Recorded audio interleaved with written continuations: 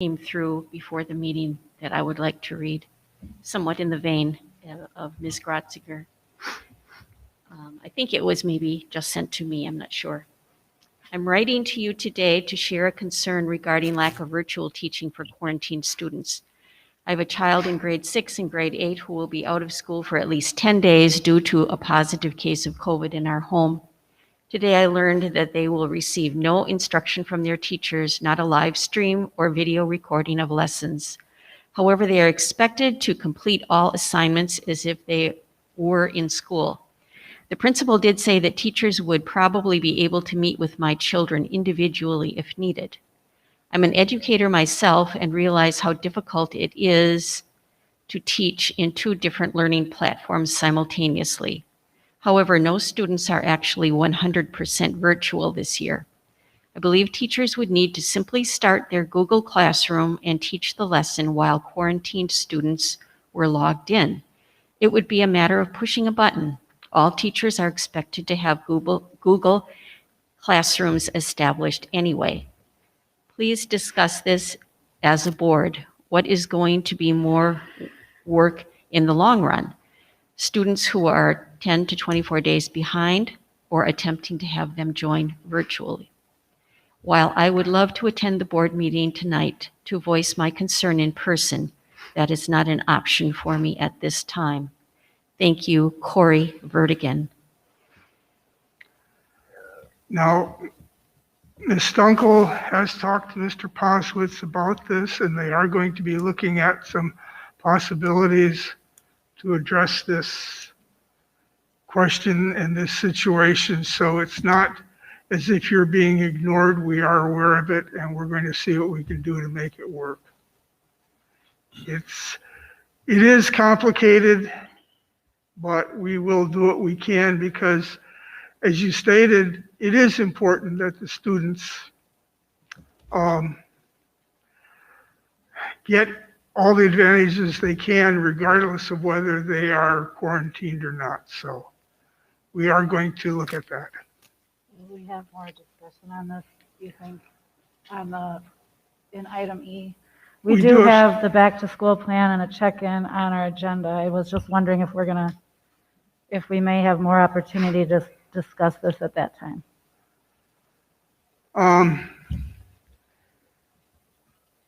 I don't know if we will, okay, but we will. Obviously, there will be an opportunity to discuss the back to school plan. So. Okay.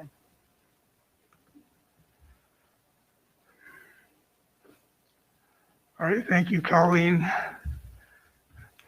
I too had received an email like that, and okay. Yeah, if I could just interject for a second.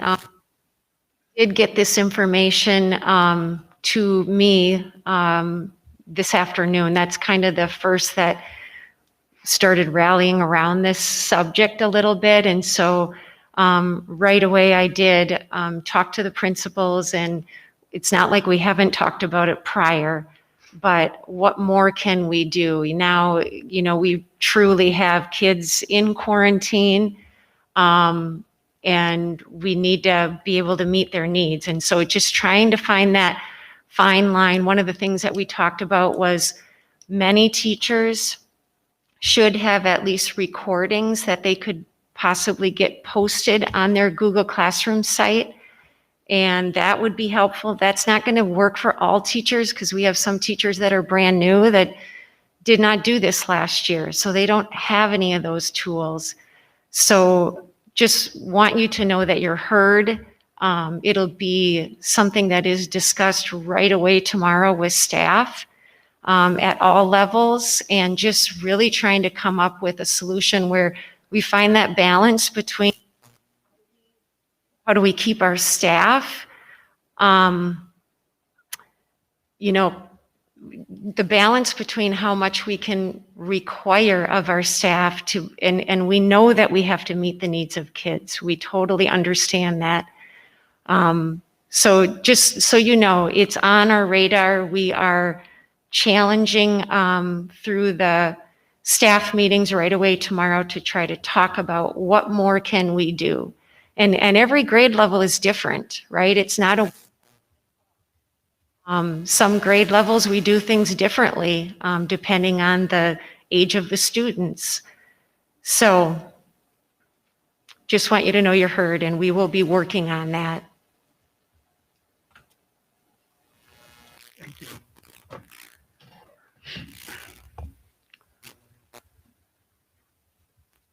Okay, any other audience comments?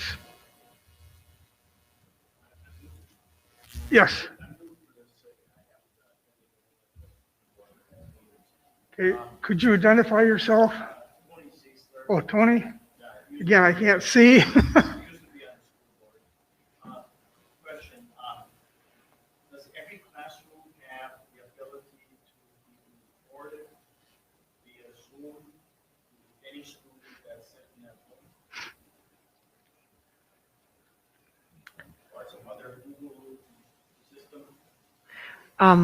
To have a recorded lesson? Or live, live. Oh, a live lesson. We have the capability to do that, yes. You have the capability of doing that. So it's just a matter of the teacher turning it on when the classroom starts, and any kid that's quarantined at home, they tune in. They also have the ability to tune in. They can just listen and watch what's happening in their classroom. What's so hard about it? That's what I don't understand. I mean, are some of the teachers afraid of being recorded? What's the issue? Tony, back when you and I were in school, Yes. we tended to sit in the class, sit in our desks, and the teacher stayed there in the front of the room.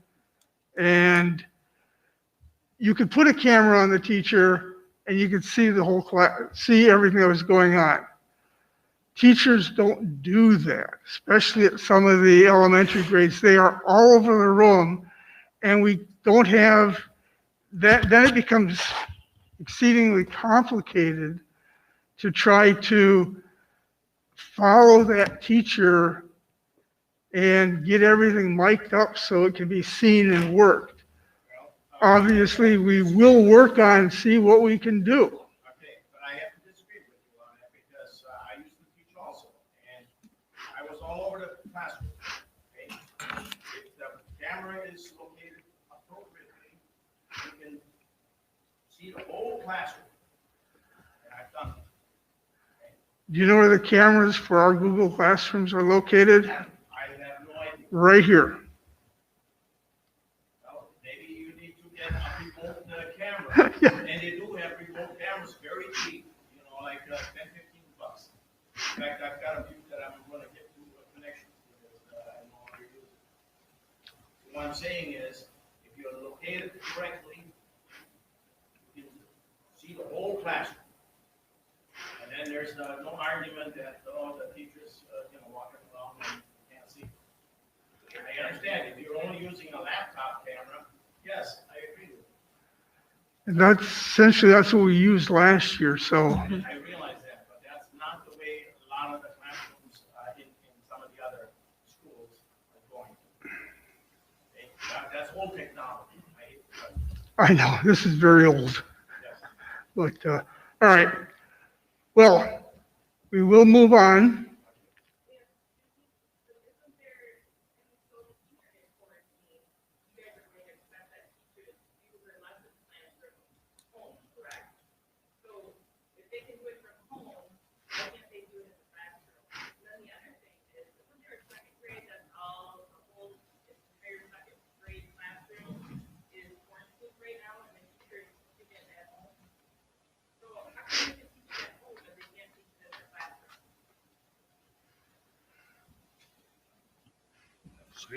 I think it's not that they can't. I think when this plan was written, they were recognizing how really difficult it was for teachers to teach kids in the room and at home and also keep track of everything they were doing. Because last year we had kids, that were home for months, by their choice for safety. Anyway, that's the reason why we these rules were written this way in the back to school plan. And we are following, everything we're doing now is exactly as it's written in the plan that was presented, several weeks ago.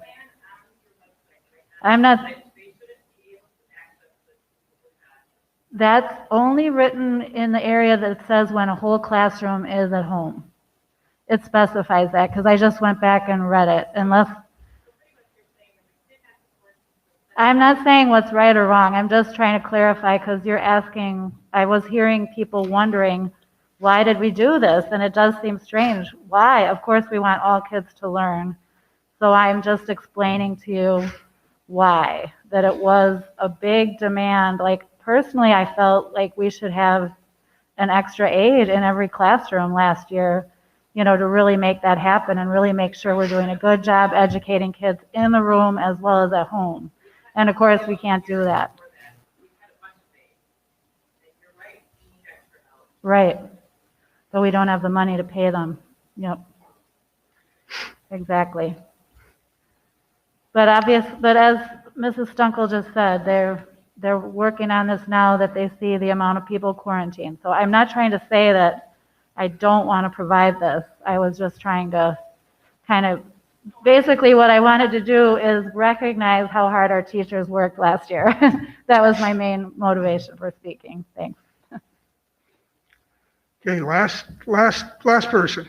In that slide that you just referenced, it's success for all students. The way I read it, it's not as if the class is already saying that all students are successful. It does reference that students who are quarantined will be required to access. Is it mentioned a couple different times, maybe? Follow up with the new technology and cameras and things like that. In the company that I work for, we've done $34 million piece of business. We do that training all across the world. I really can't hear these people when they're talking. Could you come up to the microphone, or this auditorium is probably better up here than it is out there to.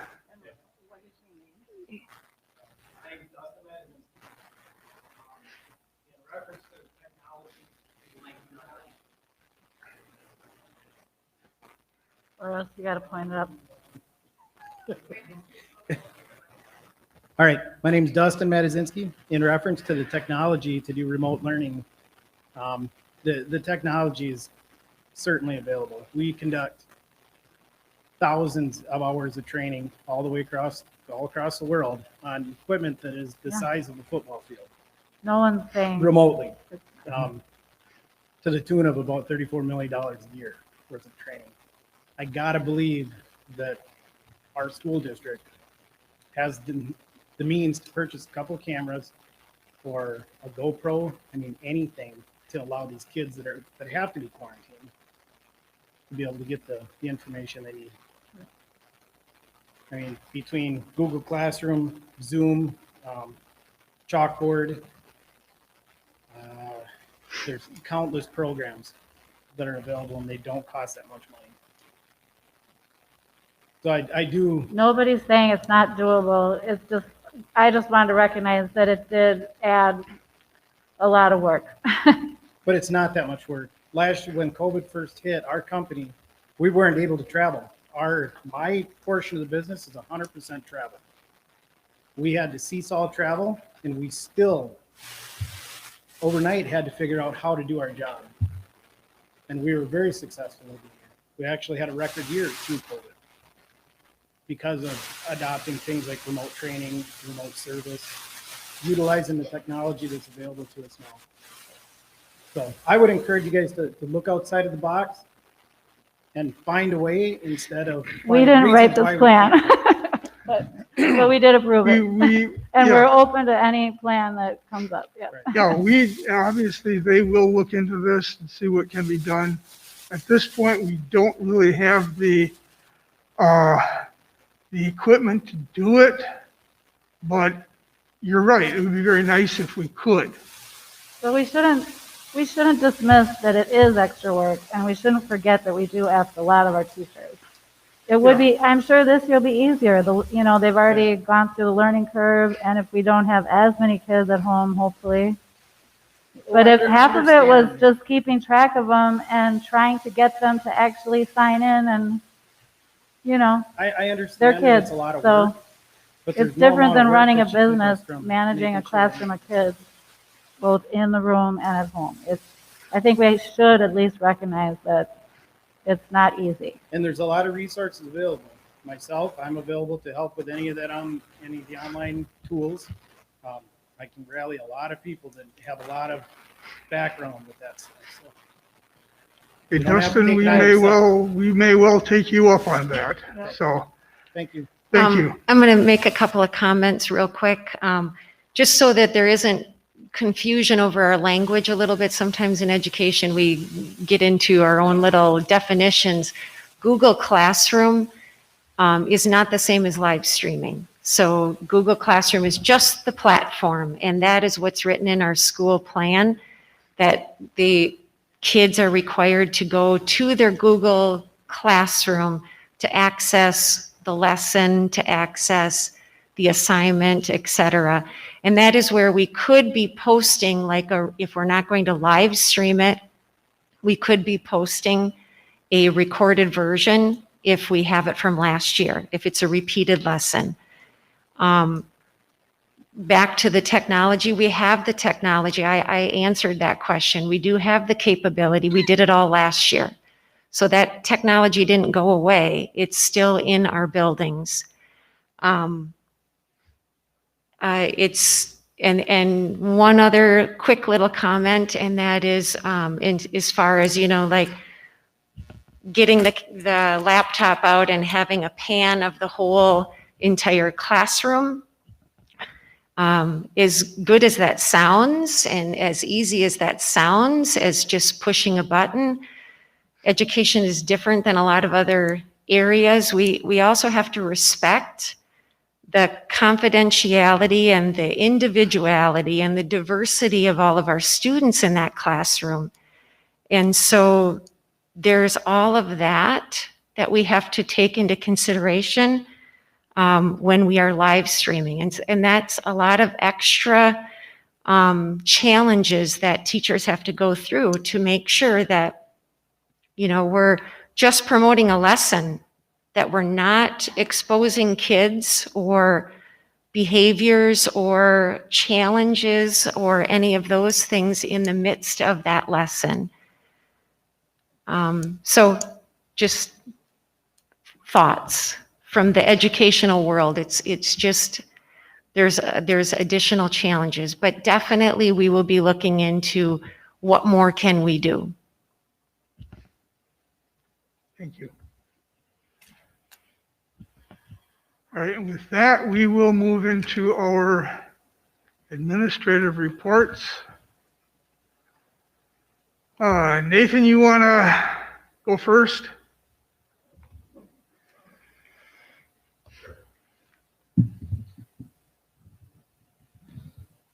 All right, so looking at this month's board reports, I'll just highlight a couple of the areas. One, our back to school preparation.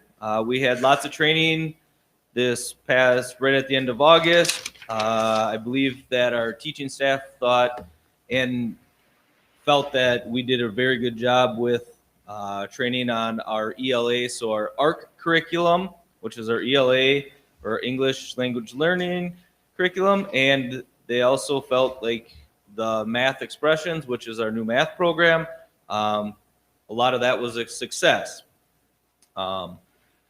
Continuing on, our PBIS plan has been talked about, and we've met and put some more things into place, and we'll discuss that a little bit more with you later on today.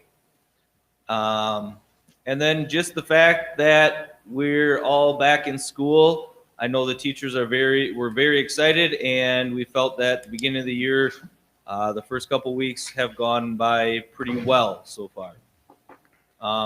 Two extra recognitions that I just want to make sure and throw out there.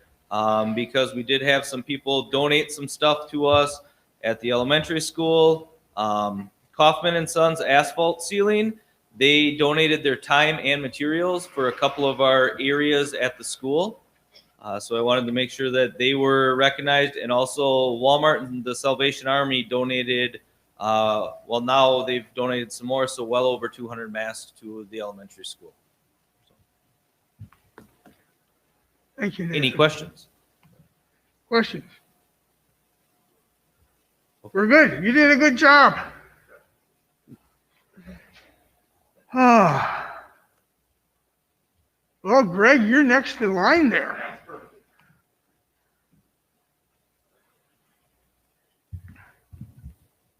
All right, I'll try to keep this fairly quick. The beginning of the year went pretty well. Obviously, with kids going in and out a little bit, it's been tough, but otherwise, things have been going pretty smooth.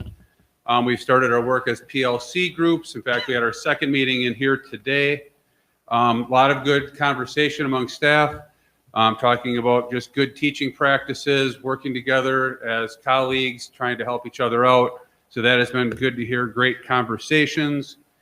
Very soon, we'll start moving into actually looking at our student data in those groups, trying to figure out where we need to strengthen ourselves and where are our strengths already. And one great conversation is just teachers talking about how to best utilize their time, regardless of what format they're currently in, trying to make sure that they're keeping students engaged and learning from each other and getting ideas.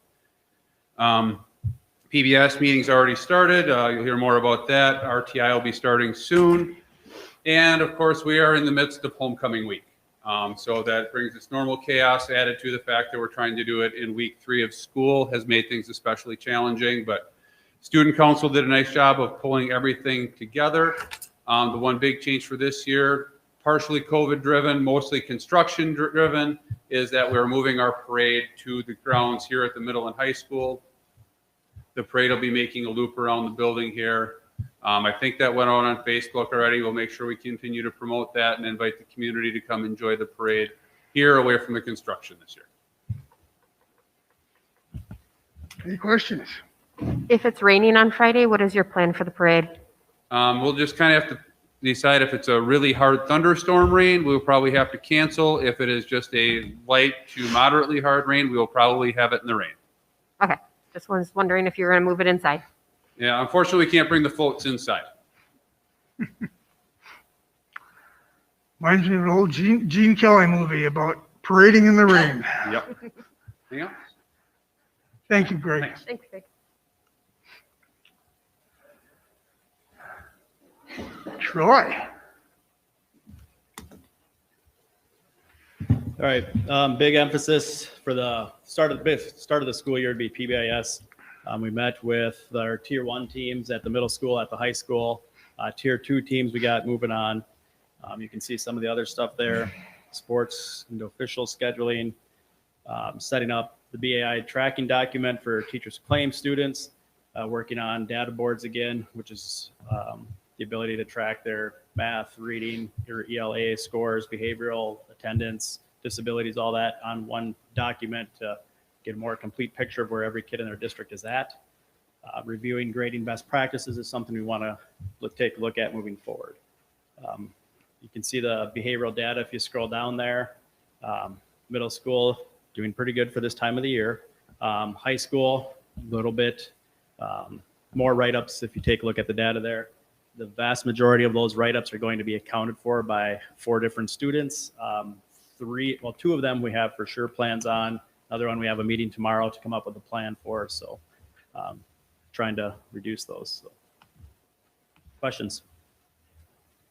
I have a question. I heard that privilege cards children were not allowed to have privilege cards if they did not attend the summer school days. Is that correct? The privilege cards that were handed out, so they had to show up to school, and then when you get your picture taken, they actually give you the privilege card right that day. We had, if they were here last year and they had a privilege card last year, we had a lot of extras because I think we got 2 last year for the kids that were here. So we had those.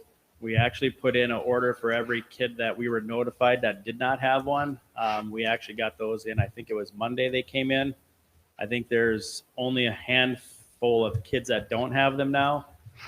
I'm assuming that something got mixed up with the photography company because some of the kids that didn't get them, we have other kids that got 2 or 3 cards in this order. So we just go back and we'll place another order, and it seems like that takes about a week to do. So Okay, yeah, I just had heard that there were some upset kids that they weren't Yep. allowed to have privilege cards, and so that's just something we need to be aware of for next year. yep. Thanks. Any other questions? Okay, if not, thank you, Troy. It's kind of a cross between Troy and Greg and I can just say here, 'cause I also have the Gargo, next and, thing on the agenda. never too, mind. so- Thank you. I have the next thing on the agenda, so I can just stay here. Talk Oh, about that, okay. too. Dead already. Sorry.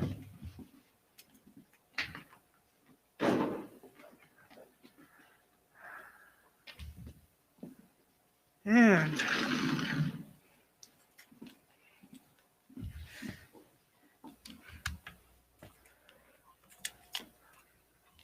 Are you waiting on me? well, if you want to give an update, Yeah, or just, you may. If not, we'll, yeah, give me 1 second. I went dead. Okay.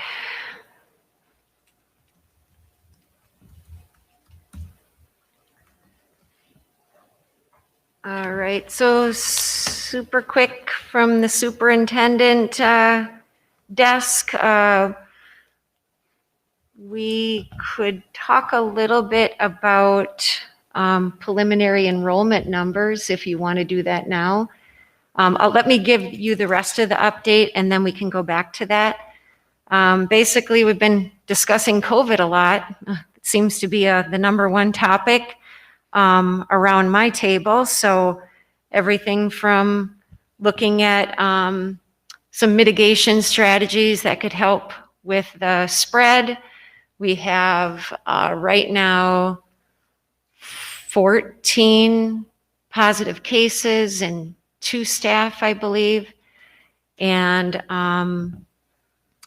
we, in our back to school plan, which we'll be talking about a little bit more in later on in the meeting, we do have some phases. And so we've been discussing what can we do to help stop the spread and to work on some of these different phases of the back to school plan.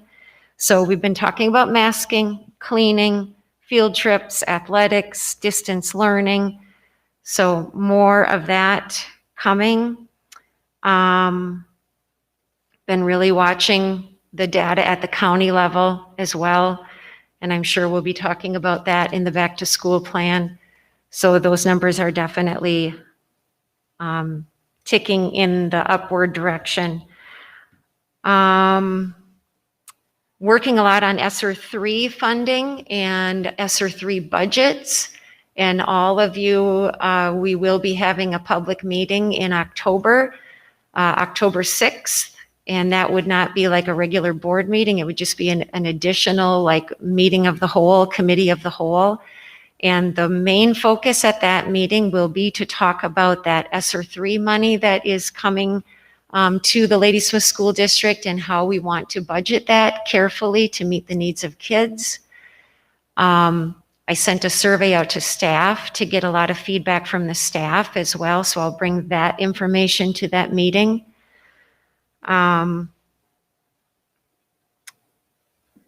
And so preliminary numbers, and these are very preliminary. Gotta find where I put them.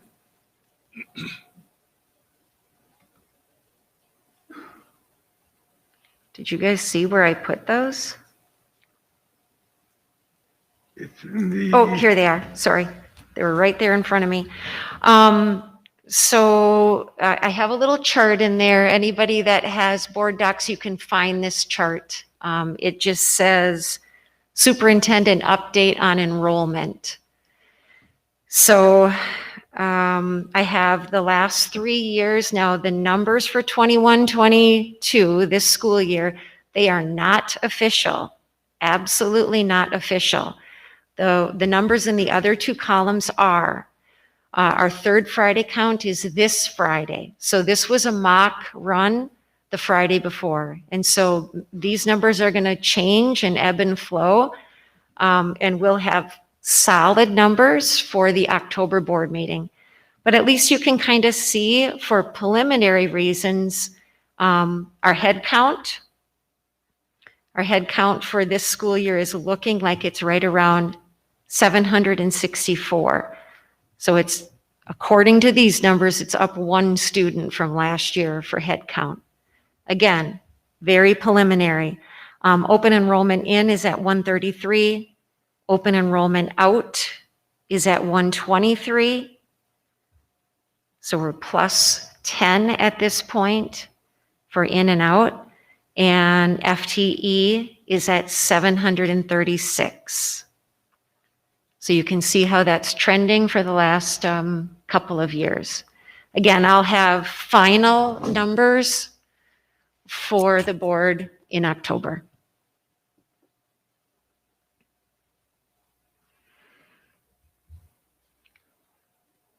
Okay. Any questions? If not, then just the financial update from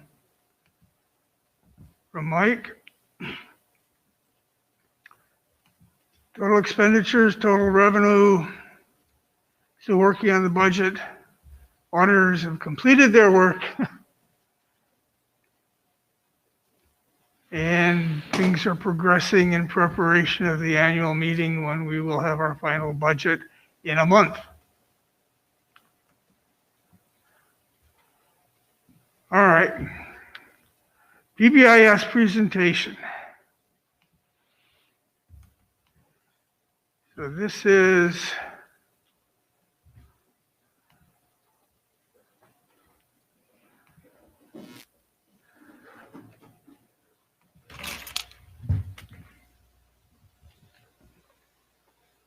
All right, so we're just going to kind of present some of the pieces to PBIS so that you as a board and the general public have a little bit better understanding of what PBIS is. So I'll just start out with the first slide here. Normally I won't read through a whole slide, but I'm going to just because everyone else can't see them. So the general purpose of PBIS, there's a variety of reasons. One of the biggest things is it's not just to reduce behavior problems. It's more or less to help educate the students and make better choices. So it's to help improve climate for students, staff, and families. It increases school attendance. It increased student and staff well-being. It's best practice. It increases consistency amongst the adults within the building that are trying to teach the students. It's streamlined support process for students who have significant support issues. So it's more of a hands-on approach. It's not just, that's my student, it's all of our students. And it is data-based decision-making so that we can make the correct choices moving forward. When we look at PBIS, what we're trying to do is create a common vision or expectation. So if you walk around the buildings, you'll see expectations posted ideally in the classrooms, the hallways, common areas, as well as trying to use common practices and common language. So staff, if they're redirecting a student for their behavior, they're using the same language, whether it's elementary, middle school, it's very similar type language. And the biggest thing is for PBIS, we're not assuming that every kid comes in through our doors, understands how to behave. I mean, there's a lot of variance between some of our students between things that are acceptable at home and things that are not acceptable at home. And so we want to try and teach them common expectations that we have while they're in our buildings here. It's a multi-tiered framework. If you look at the fourth slide there. So about 80% of our students we know in school that they're going to need very little support. They would follow the rules whether they were there or not. We get into then the secondary prevention, specialized group. That's going to be approximately about 15% of our students. And then that's where we look at tier 2 and our tier 2 interventions. And we have intervention groups or staff that are involved in coming up with interventions for those students. at both buildings. And then the more significant ones would be your tertiary prevention, which is going to be about 5% of our students. And they're going to be requiring usually a lot more intensive interventions and support. And that's where our tier 3 is what we call that system of supports and staff come in as well. So we're working collaboratively with the staff to try and come up with interventions to help these students be successful while they're here. Next slide, you can see is rethinking discipline behavior change as an instructional process. So one of the things, I met with guidance today is talking about, now that we have some data on what our students are struggling with, is there a way to be more proactive in jumping ahead of the curve, and maybe at BAI time, we're going to pull students that needed some additional support, and we're going to start teaching them skills that they need, whether it's, maybe organizational help, could be homework help, could be social emotional stuff that we'll be working with a small group of students that need that additional support, rather than waiting until they get into trouble and then trying to figure out, okay, now what can we do for them? And it's interventions, changes in staff procedures and practices. We're looking to be positive. PBIS is positive behavioral intervention supports, not punitive. So we're looking at changing some mindsets and practices that way as well. Common language and expectations. Now we're on the 6th slide. Broadly stated, easy to remember, 3 to 5 positively stated behaviors, consistent with school's mission statement, and it's expected of all staff and students. I will say, been at it for a few years now, students do enjoy catching you as a staff member, not walking on the right side of the hallways or something like that, and letting you know when they catch you breaking an expectation.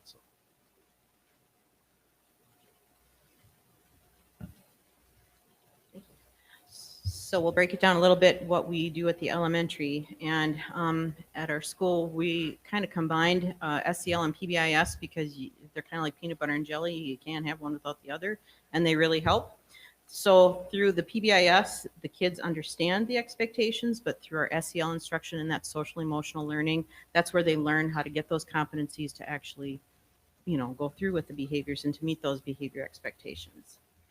Next slide just breaks down what SEL instruction, social emotional learning instruction looks like at LES, and there are a lot of components there. I won't go through every one, but basically all of those components work together to have a really nice streamlined program. All the K4 through 5 classrooms receive these components. We have monthly themes, which I'll show you a little bit in a picture. We have our resources, guidance classes, so that includes me coming into the classroom, the activities that every teacher does, every para does, and then we also have individual groups, those students, and Troy was kind of talking about those students who might need some additional support. And then we also have a screener for students when we look at some intense interventions. So the next slide, we're looking at learning and building community. Those are just some examples of the social emotional learning themes that I talked about. So every staff member gets what we're going to do for the year so they can kind of plan. And on the right-hand side, the monthly activities, that's something that I put out for the whole staff so that they have something to use for morning meeting, or for if something comes up and they just need to talk about it in class and kind of go through it. And actually that middle picture was a example that one teacher just sent to me last week saying, oh my goodness, this is how it worked in my class today. It was great. So it's actually putting those things into practice and building community. And then along with the SEL instruction goes the PBIS. So we have the culture and climate, what's it like to be at LES. We have our matrices. I'll show you an example of that. The expectations, the acknowledgement, how are we showing kids that we are proud of the work that they're doing, and how do they know that they're meeting those expectations?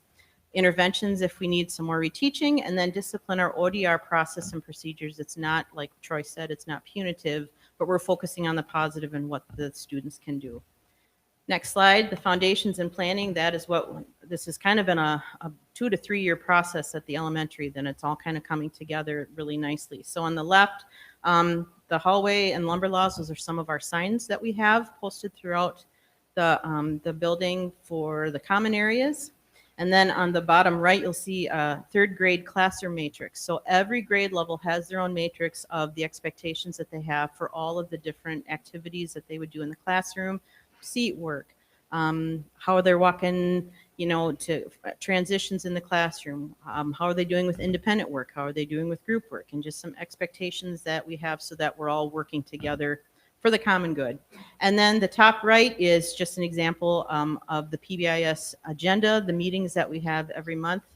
We come up with what are we working on? We look at the data. What are some focus areas for the next month that we need to kind of all hands on deck? And then how are we planning our celebrations? Which brings me to our learning and earning, the next slide. So we have our lumber law truck. Students are earning lumber loot for doing good things. And our illustrious artist down in the elementary, Georgia Belko, drew that awesome truck. And so kids fill it up with the lumber logs. We have Mr. Mev, one of our new teachers, going through the expectations with, I believe it's a kindergarten class, and they are following those expectations beautifully. And then last spring, one of our celebrations was doing the Chalk Fest outside. And so that was a very cool school community thing. And then the last slide that I have here, some more PBIS activities. We had our penny wars, which the kids totally got into. That was really, really fun. So on the left, that's them donating money, and then so that goes towards PBIS materials that we need, and some of the things that we use for things like the glow dance, the glow sticks, which is the compilation of the pictures on the right. So a lot of good things happen at Ladysmith Elementary, for sure. All right, then just a brief overview of middle school, high school. So acknowledgement guidelines. One big thing is we want to acknowledge students when they're doing stuff well. So school and classroom-wide acknowledgements for every student, acknowledge the behavior. So we don't just wait till a student misbehaves to call them out on their behavior. You might say, hey, great job walking on the right side of the hallway, something like that. So you call them out when you catch them doing something good. Include students in identifying possible acknowledgements. We do want some input from the students as well as staff about ways we can acknowledge them. Acknowledging them in the classroom, acknowledging students other than your own in common areas. So don't just wait, like Leah mentioned, it's not just my students, it's our students. So I might catch somebody else's students doing something good, acknowledge them for that. And it closely follows the desired behavior, and then keep it novel, effective, and efficient. For middle school, again, common expectations. Grade levels are encouraged to celebrate successes weekly, monthly, and trimesterly. So the weekly celebrations are roughly about 15 to 30-ish minutes. Monthly celebrations can go up to an hour. Trimesterly celebrations are generally going to be half-day or day-long events. And then students can lose privileges. So an academic loss of privilege we're looking at, is it a can't do the homework or a won't do the homework? So a won't student is going to have an academic loss of privilege. The can't students, they just need additional skills, and there's times built into their day for them to be able to get that. Behavioral loss of privilege, that we'd be looking at loss of recess and reteaching expectations at that time, talking about the behavior, figuring out what can we do differently if this same situation were to happen again. High school, common expectations, privileges, so they have their privilege cards. Hats is one of the biggest privileges for a lot of kids. They really want to be able to wear their hat. BAI time, they get to go to the gym, they can socialize, use phones, stuff like that. Dances as well. The monthly celebrations. So at middle and high school, we've had tier 1 meetings already, and the staffs of both of those, actually, they threw out ideas for celebrations very quickly. I think we actually have the entire year planned out already for monthly celebrations for the buildings for that. Then again, at the high school level, same academic and behavioral loss of privilege. And then increased tiers. So you have tiers 1 through 3 for behavioral interventions. So the tier 1 would be every kid would have access to the academic or behavioral loss of privilege at lunchtime. Tier 2 would be something more similar to like a point sheet, which is referred to as check-in, check-out. Mentoring, behavior intervention plans would be more of a tier 3. Functional behavioral assessments, those are going to be tier 3 type plans. Then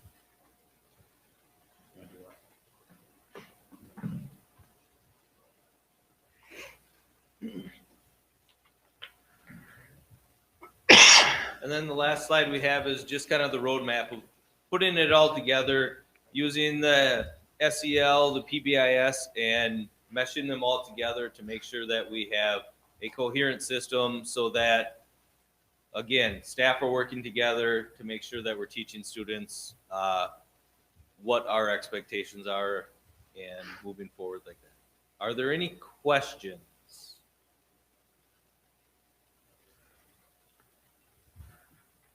And if not, if you do have questions later on, you're more than welcome to send them our way. Thank you, all three of you. It was very nice. I have one question. Oh, we have a question. It's for Mr. Gago.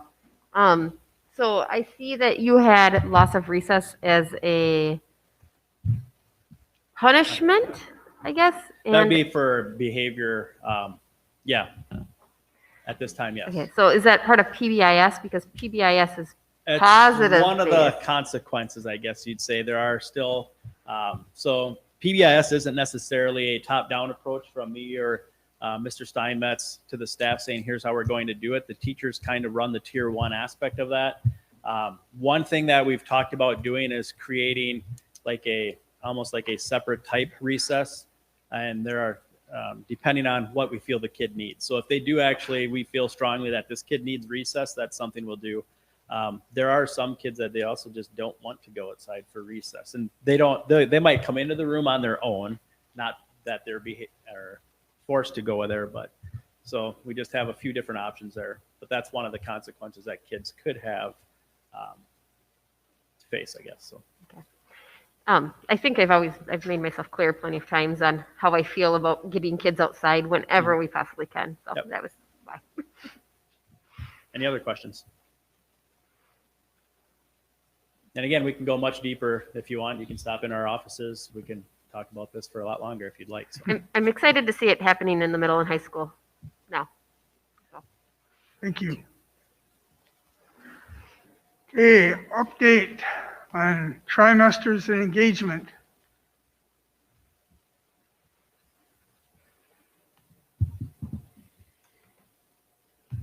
So I shared with you a spreadsheet. I know it's a little bit difficult to read with teacher responses. I was just checking back in again. Nobody has responded since I sent that out last Thursday or Friday morning, whenever I sent it over to the district office. So we had 16 of our teachers respond to this. And at this point, just based on their responses, 56% of them prefer semesters. This is actually a little bit down from when we surveyed the staff 2 years ago, when 60 or 65% of them said they preferred trimesters. I don't know if that's just due to the fact we've been on trimesters now for a couple more years, or where that's coming from, or just new staff in the building. But that's where we stand right now. I have not had a chance yet to go and have individual conversations with teachers. I did give them a chance to put their names on this doc when they put their information in. It wasn't required. I didn't collect email addresses, just in case I wanted to follow up with them at all. A lot of the feedback on there had to do with concerns about students being able to get classes or not get classes in both formats. No matter what we do as a school, it doesn't matter. It's not just because of our size. In any school I've ever been in, there's always students who aren't able to get classes that they want. And there's always some conflicts and students that have to take some classes that they don't necessarily, wouldn't be their first choice. So it's, like I said, it was leaning that way. 31% said they didn't have a preference. 12.5% said they preferred the trimesters. In looking through their feedback, I think it was the third to last one was a teacher who said they didn't have a preference. I felt did a very nice job of kind of laying out the pros and cons of both types of schedule. Sorry, my computer's not cooperating with me here. And no, Nate, it's not me, it's the computer. And a lot of it also had to do with just the alignment of our schedules between the middle school and the high school. This year, we're kind of all over the place because we went to the 90-minute blocks in the middle school. Last year, when we had everybody in the 64-minute blocks, our classes all got out at the same times and everything was lined up perfectly. So that change has to do with more of the idea of going to the 90-minute periods in the middle school.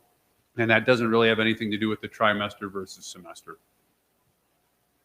I don't know. Any questions from the board?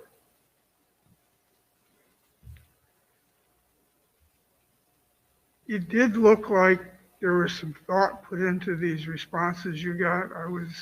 Yeah, I would I say read they're, through them, I was kind of impressed. yeah, they definitely gave responses, and they were, honestly, they look very, very similar to the responses we had gotten a couple of years ago when we did this. Again, very much the same things that were the concerns then are still the concerns of some teachers now.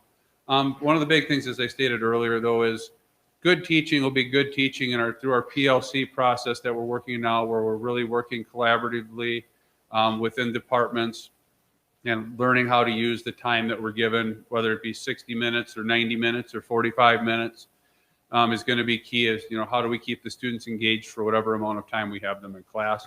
And I think the teachers working with their colleagues is going to be extremely beneficial to that process.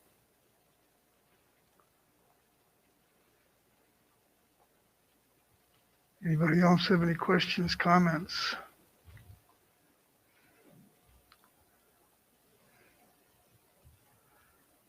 Is there a goal for making a decision? We would have to make a decision by approximately the end of October to get if we're going to change, to get that approved by the board by November, because that's when we start our scheduling for next year, and we would need to know. I'm hoping I'll have this on my agenda for my staff meeting tomorrow to let them know where we're standing right now and see if anybody, probably put together a small committee of teachers and see who wants to be on that committee to really dig into this in the next month to come with and actually look at data. And obviously, if we start digging the internet, we're going to find data on both sides of this, which one is better. I can find information saying this school switched from semester to trimesters. Another one will say they switched from trimesters to semesters. So there is nothing clear I can find out there, but I would very much invite our teachers in to be part of this discussion. And with the ultimate goal of we need to make sure that we're going to end up doing what's best for our students with whatever data and information we can find. I know these, as you point out, and several of the teachers do, the respondents, the scheduling options, I know part of it just has to do with available staff. Yeah. And whether we go to semesters or trimesters, we're still going to have that issue. Right now in our semester schedule, the kids take 15 classes. If we go back to a semester schedule, they'd have the opportunity to take 14. Most would probably take 12, and we'd end up with some study hall time within our day as well, which we'd have to find a way to supervise. Currently, we don't have study halls, or if we do, it's 1 or 2 students that we're able to house in the library. Okay. Well, let us know in October what your committee comes up with and what their recommendations would be, and if your staff goes along with that, then we can go from there. So, thank you. Yep. Thank you.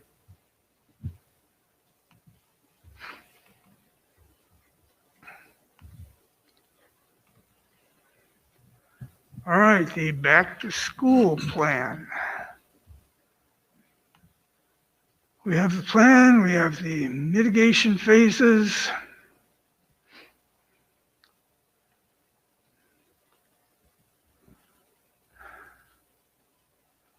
Laura, do you want to? Sure.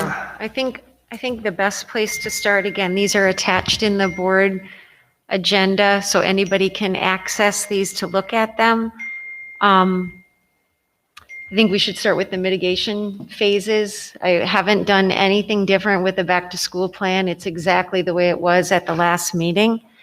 But the mitigation phases, what we're looking at is, as a administrative team, we're trying to figure out, to give some guidance to parents and to teachers, but especially to parents about what we're going to do as the numbers kind of keep going up and up and up.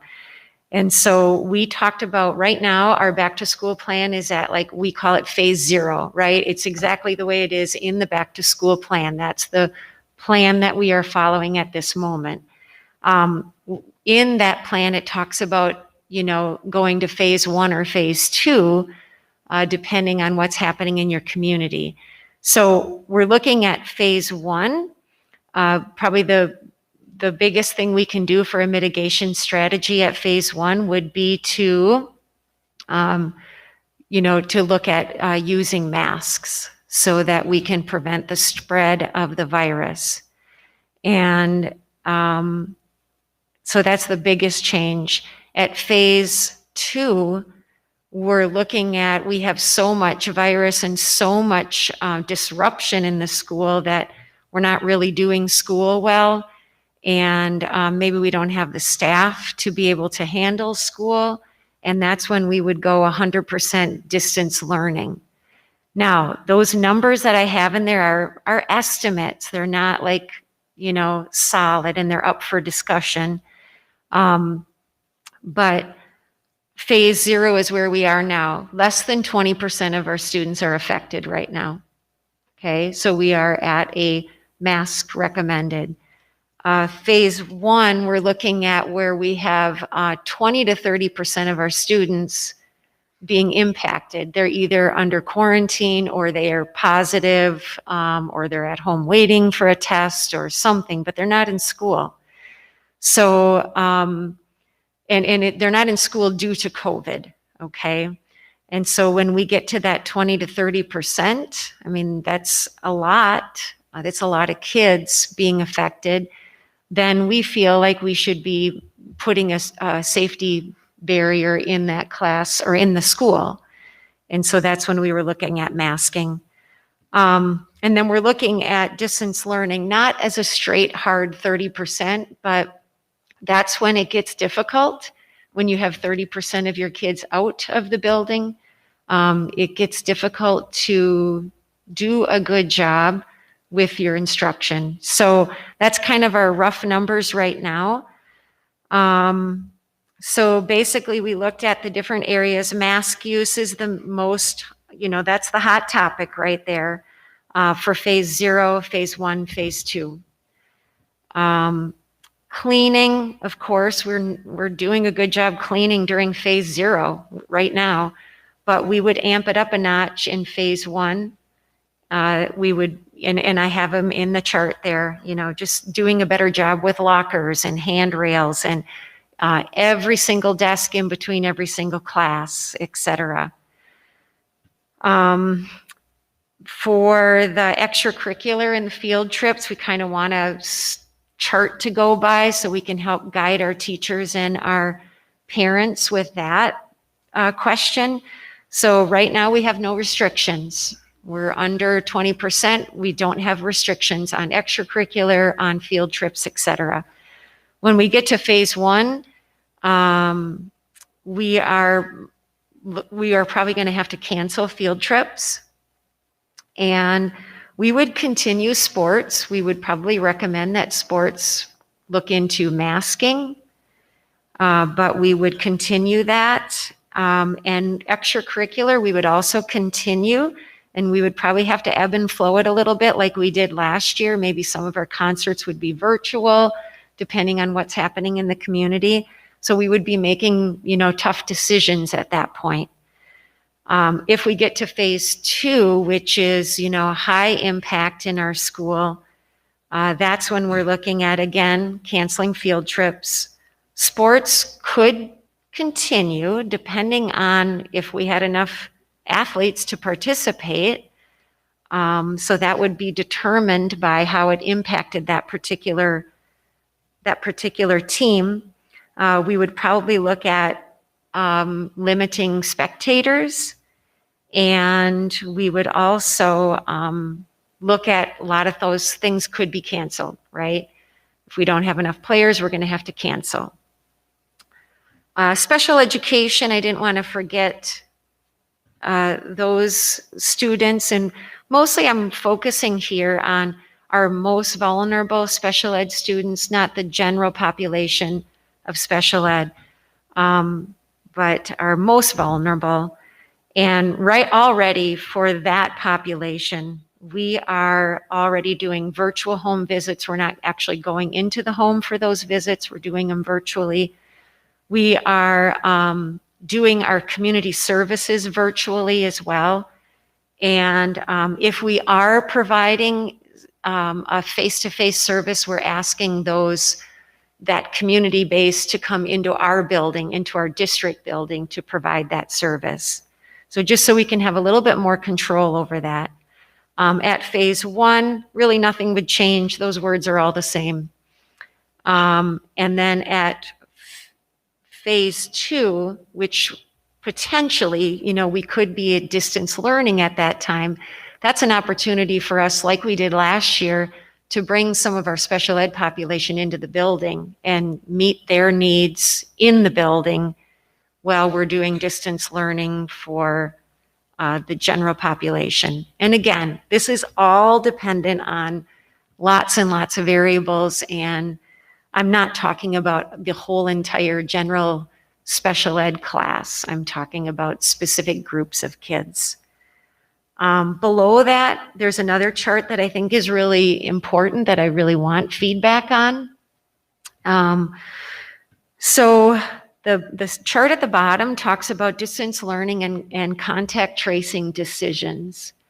So at the elementary school, we are doing less of public health is being less specific at the elementary about contact tracing, and because we know that those kids they don't really stay in a particular seat all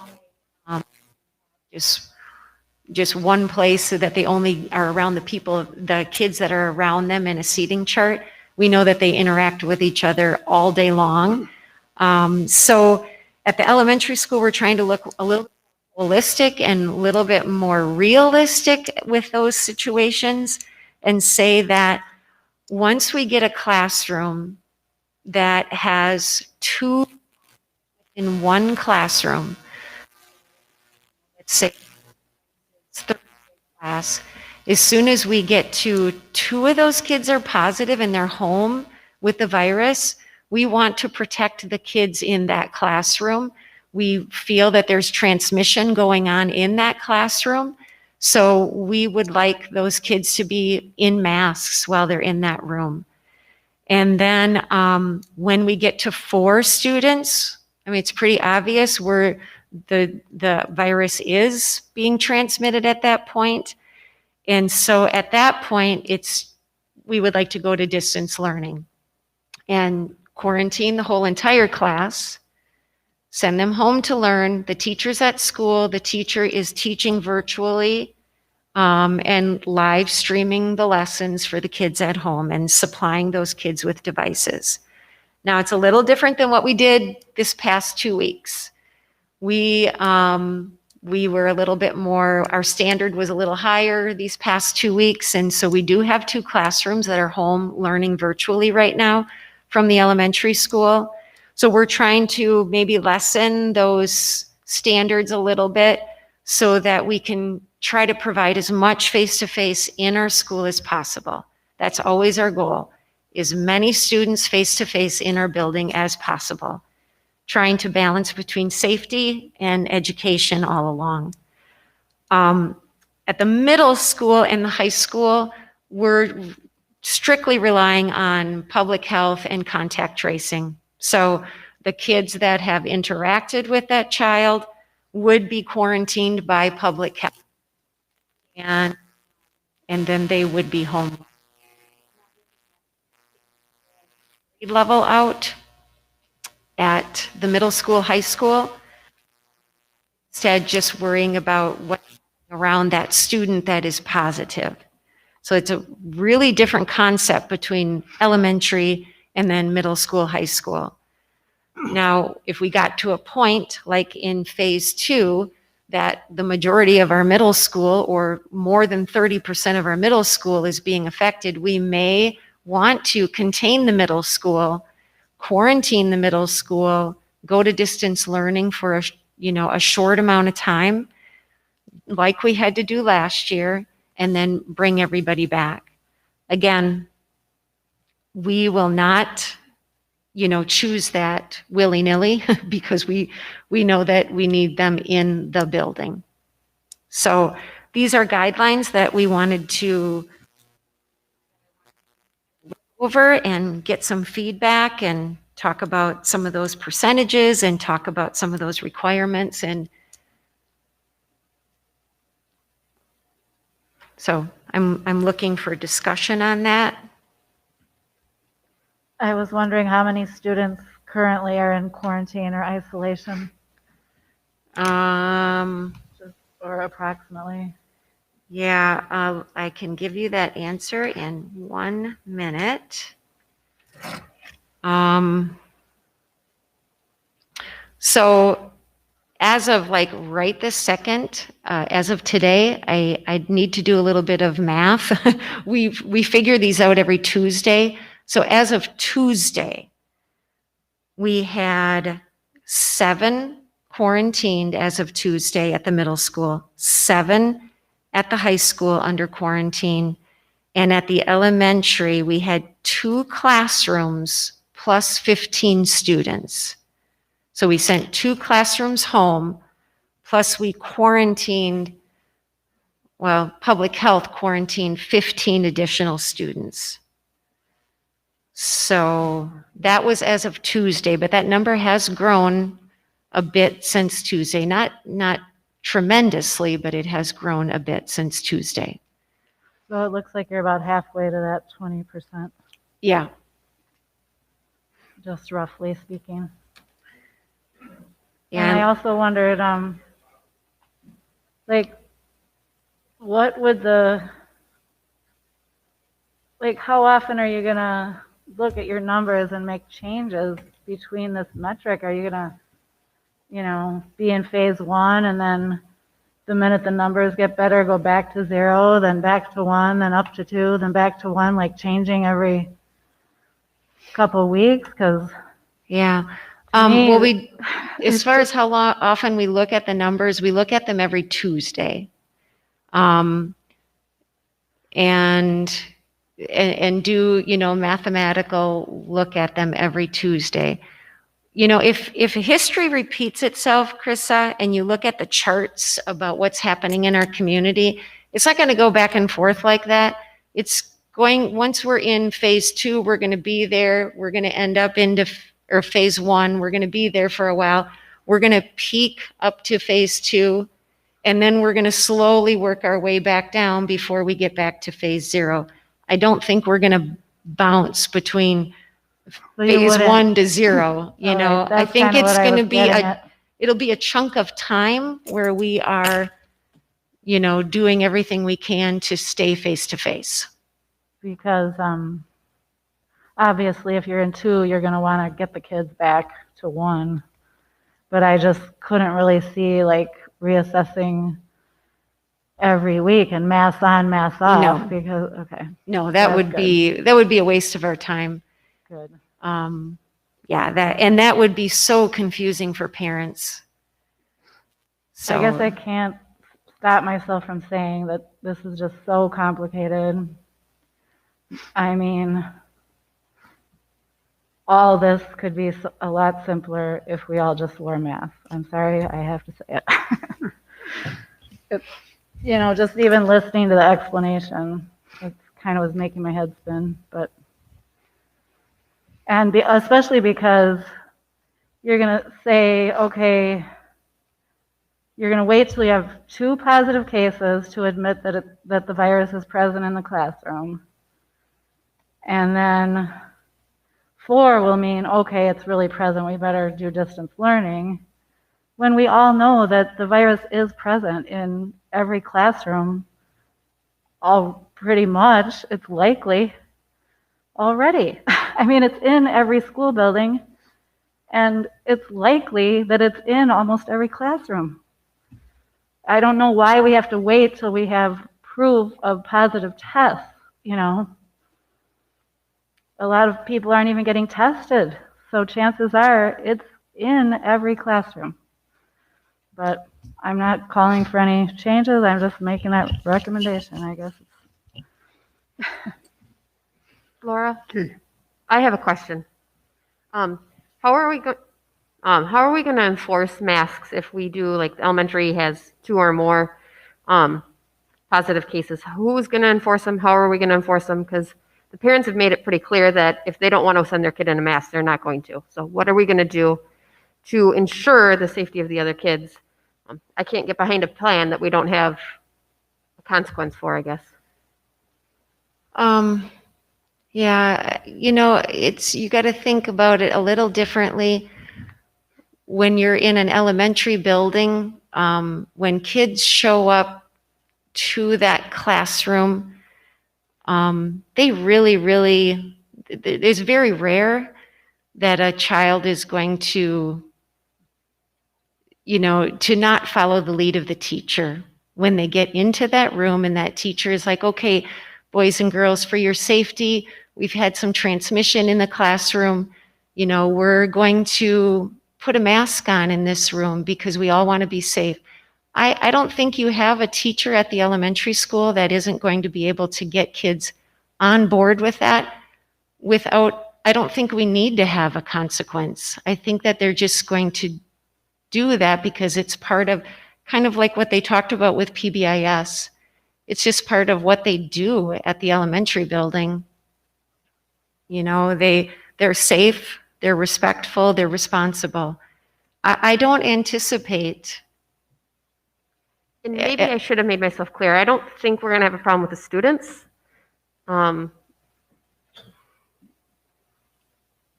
I want to word this correctly. But maybe my biggest concern is the teachers themselves having to be the buffer between parents and our administration. And I don't think that's something I want to put on the teachers. Does that make more sense, I guess?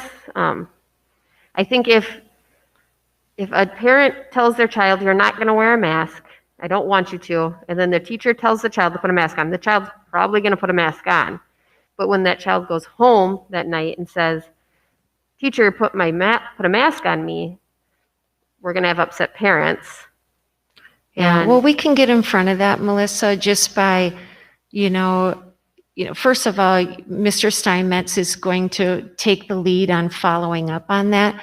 But I really think we can get in front of it by letting parents know, instead of surprising them, let them know, just like you're talking, to your group of students, let them know that there's a reason why we are wearing masks in this classroom. There's transmission happening.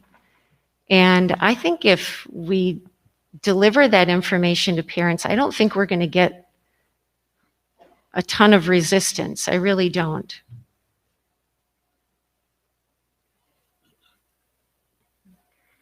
All the parents who spoke at the last meeting weren't talking about how they didn't want to wear masks yet. They were talking about how they didn't want their child to wear a mask at all. And so I guess I beg to differ, and I guess there's not very many parents here to say otherwise. Dustin, I am kind of looking at you as their leader, maybe.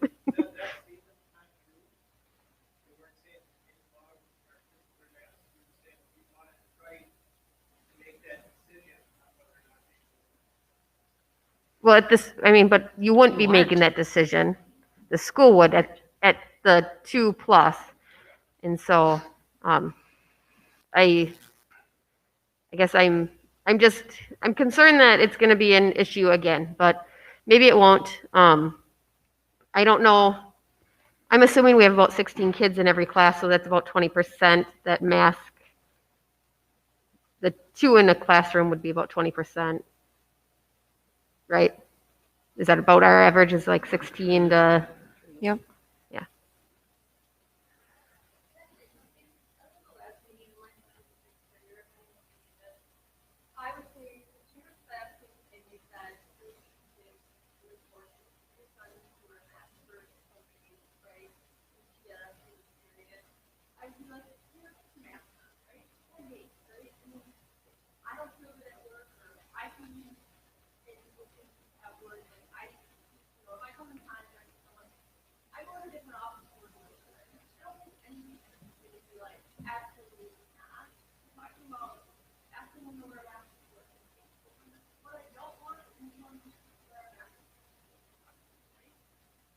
I can't hear him.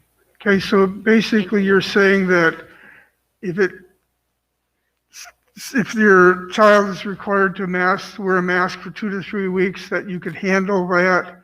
It's the overall, you will wear a mask from now on.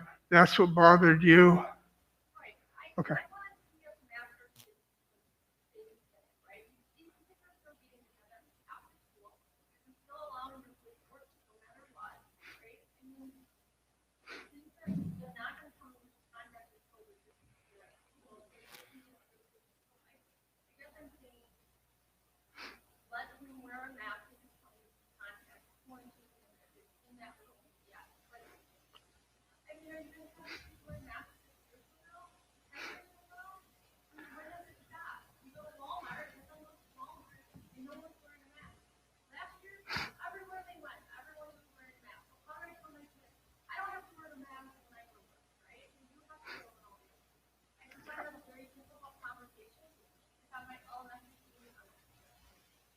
Okay, thank you.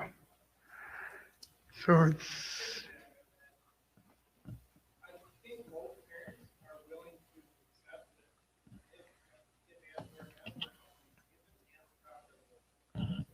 okay, There was issues with the way it was handled. Email, phone call, text message, get them every Sunday night. They were doing class. I think that's acceptable.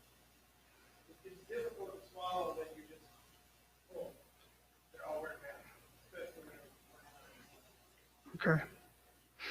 so bring the parents in, have that discussion with them, give them an avenue to.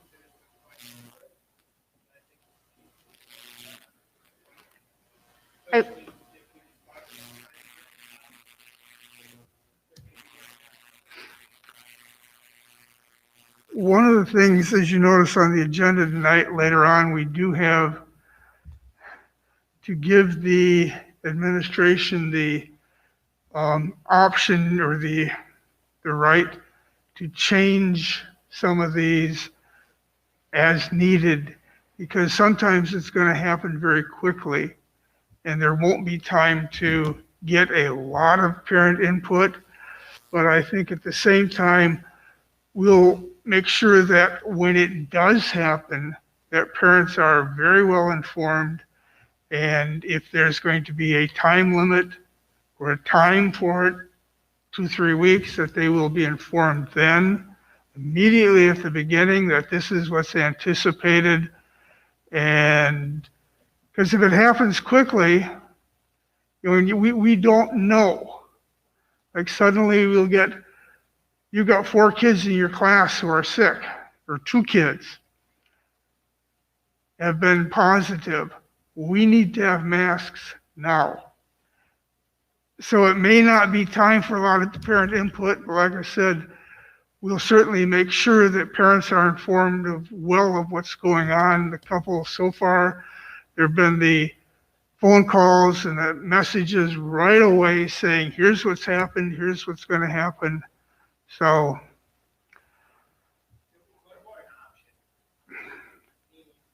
If there was transmission in class, mhm. if the parents should be given an option, would you like to use business learning?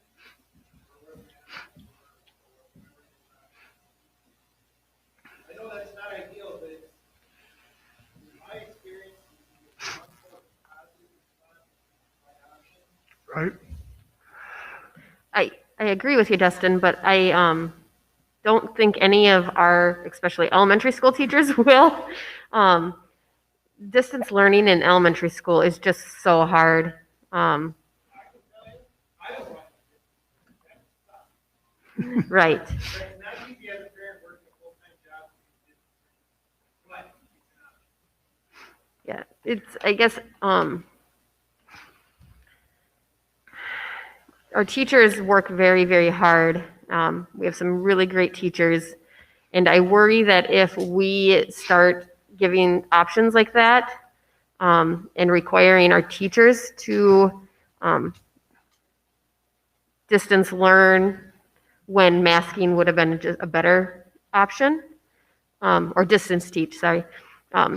they may not be happy. We had, last year, right around this time, we had Mrs. Keeble come to us and tell us how hard she was working, and asked us, "Are you going to ask us to do this again next year?" And we all said, "We hope not." And, we want to stand by that too. We want to respect our teachers, because if we don't have them, we don't have anything. So I see what you're saying. Yes, the options is definitely always better, but I don't know if that's the best solution in this case. And I see Peaches. We'll make sure that the administration thinks about everything and takes these under advice, takes your comments, considers them, because I think there's some validity there. And Dustin, please don't think we're trying to dismiss your concerns, because we agree that options are very helpful. Yeah, Whenever a decision is made, I think it will be thought very carefully of what the best way to do it is. yeah, and I'm just going to respond to that real quick, okay? I agree. Options are great for adults, for students, etc. I'm going to be kind of stern about this one, and say that our philosophy, and we really did learn a lot last year, our philosophy is we have to do what's best for kids. And really the best thing for kids, there's such a small percentage of kids that do better distance learning. 99.9% of the kids, they do best in the classroom. And so if we're really looking out for kids, I don't want that option. I want them in our building, learning with our teachers. So that's just food for thought.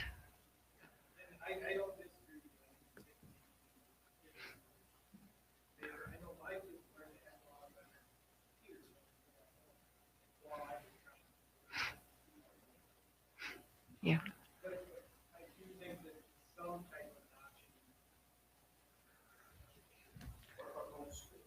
Okay, we are going to move on. I know we've had a lot of, and there have been a lot of suggestions, comments that I know the administrative team will think about, will take under consideration whenever they make a decision, including the, distance learning, whatever, and we will see. But we do need to move on. We have quite a few things on the agenda tonight yet, so we will move to the next item on the agenda, which is Colleen's resignation.